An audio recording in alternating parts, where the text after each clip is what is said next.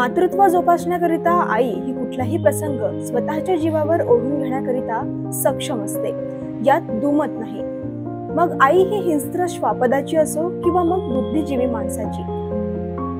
निश्चितच आईचं आपल्या अपत्याप्रतीचं प्रेम हे जीवापाड असतं. याचं नुकतंच घडलेलं उदाहरण म्हणजे शेतात सापडलेलं बिबट्याचं निरागस पिल्लू.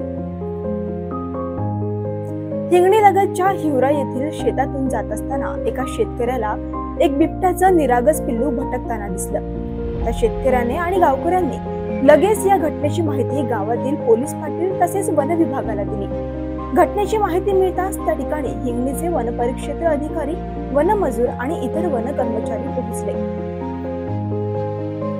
घटनास्थळी बछडा दिसून आला असता त्यांनी लगेचच त्या बछड्याला ताब्यात घेत पुढील तपासणीकरिता पीपल फॉर ॲनिमल्स करुणाश्रम येथे नेलं.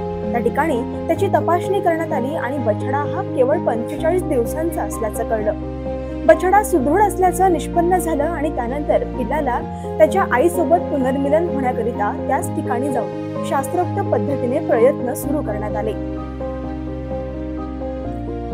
हिंगणी वनपरिक्षेत्रातील कर्मचारी आणि पीपल फॉर ॲनिमल्सच्या वन्यजीव चमू यांच्या संयुक्त विद्यमाने ही मोहीम राबविण्यात आली आणि त्याला एका मोठ्या कॅरेटच्या मदतीने योग्य ठिकाणी ठेवण्यात आलं.